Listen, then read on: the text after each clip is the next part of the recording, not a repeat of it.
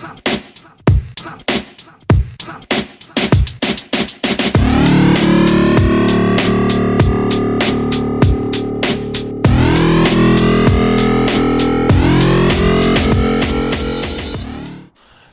YouTube, what it do? This is BLS Strict9 coming to you with another commentary. So this match was a match of hardcore kill confirmed from the UEA versus HCU clan competition. So on the UEA side, I was running with 50 Cent, I was running with Nickbo, I was running with Haas Ronnie, and I was running with Prestigious. We ended up having to run 5v5.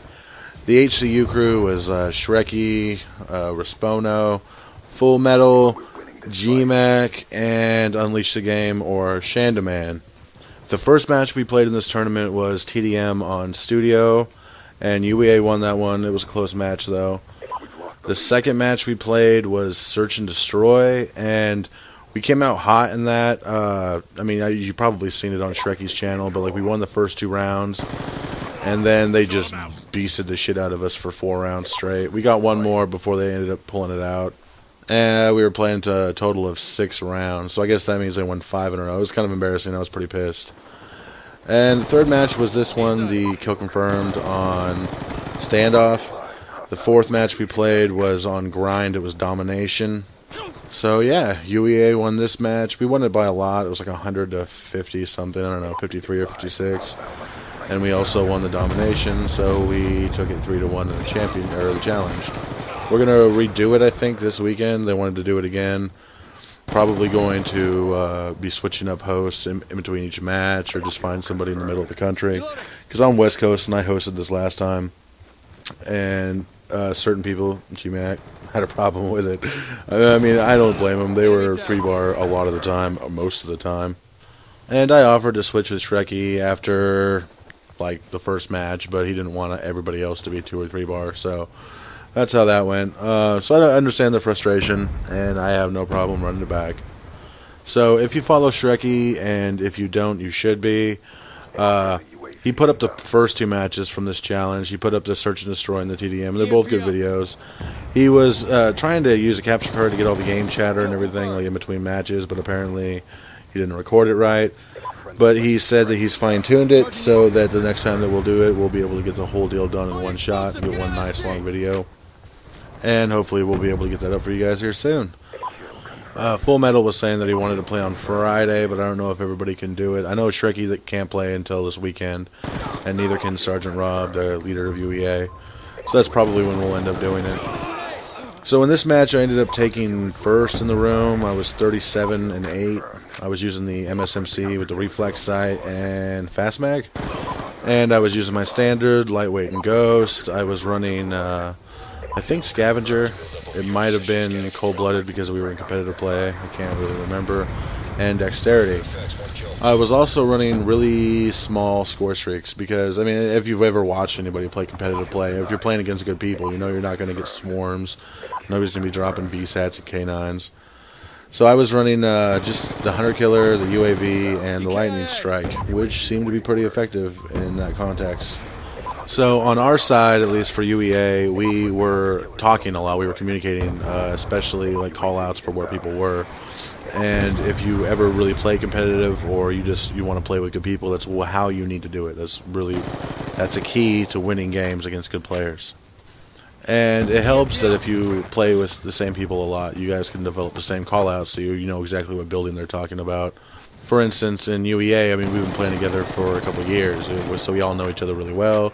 We all know exactly what our call-outs are, and it helps a lot in getting spots covered. I know that the HCU guys were doing that as well. As you'll see here towards the second half of the video, I went on a merciless kill streak around that middle building.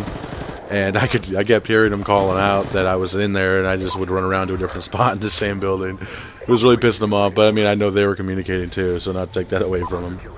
But because they were communicating and there's the revenge chatter, I was able to know that they would keep coming in, you know what I mean? That's why I was able to get that merciless in that building in a competitive setting. That's another trick. If you mute your opponents in-game, like say you're in the middle of the game and you want to mute them, when you call out to your teammates after you die, the enemies cannot hear you give your call-outs because it mutes both sides, so they can't hear you when you're trying to use some sort of strategy with your team.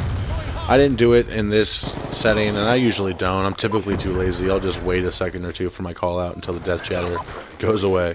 But if you are playing against guys who are really paying attention to that, and you're playing with guys that you communicate with, it's a helpful tool to mute the other team so they cannot hear what you're doing. And on the flip side, if your opponents are in a party chat, you don't even have to worry about it. I'm pretty sure they can't hear you anyways. The one drawback to that whole thing is that you also can't hear your opponents if they're using call-outs. So there's pros and cons to using that strategy, but it's something to keep in mind. So this match was the one where people started getting kind of heated. I was getting called a camper and other shit. And I mean, I understand. I get mad when I 3-bar and I'm losing too. I take that shit horribly, actually. I'm a horrible loser on this game. But yeah, I mean, as you guys can see from the gameplay, and as whoever was heated, if they're watching this, can see from the gameplay, I wasn't camping. I was running the map like a fiend. But you can see in several spots where I'm catching people hiding in corners. And like when Shrekky fucking lag killed me through the wall at like a minute and a half in. That was wonderful. Not that I'm not used to that, it being Call of Duty and all that shit happens all the goddamn time. But it doesn't make me any happier about it. So while we were playing this match, 50 Cent was second in the room. I think he was 37-16. Yeah, it was a really good match. And it was a really good competition. I got a lot of respect for the guys from the HCU. They're really good players. I took that shit really seriously that game. I was all nervous trying to play. It was funny. And even though tempers flared a little bit after the end of it, everybody reconciled and it was all fine. So I'm really looking forward to the rematch. Should be good. Hopefully we can do that this weekend. At least that's the plan. So as far as I know, we're going to try for Sunday. I believe that's when Shrekky's available, and I'm pretty sure that's when Rob's available. So make sure to tune in for that. We'll try to post it on the Facebook page again. And this time, Shrekky will have his capture card fixed. I guess he talked to somebody and figured out how to do it right. So we'll get everything set up. And the connection should be a little better this time, or at least a little more even for everybody. So fully expect me to be bitching about it. Also, I've talked to some of the guys from the HCU, and they've mentioned that they wanted some of the bigger names like Gunsmoke and Beamon to take place in this next competition. Also, UEA didn't have the people that we expected to have on, like Sergeant Rob wasn't able to play that day. But I really appreciated that Prestigious and Nick Bo were online and able to step up and play, and they did really well in the tournament, and I appreciated that. But you can probably expect some different lineups this time. I'm not sure who the HCU guys are talking about fielding, and I'm not sure yet who will play from UEA, but it'll probably be a little different from last time. But regardless, I'm sure it'll make for a really good match, and I'm looking forward to it. And that about wraps it up for me. So if you're still here after this long, thanks for watching. Make sure to drop a like or drop a comment. Feel free to drop some hatred if you feel like it. Yeah. Make sure to tune in Sunday, or if you're HCU or UEA, try to be online Sunday morning at some point so that we can try to get this done. And yeah, this is BLS Strict 9 signing out.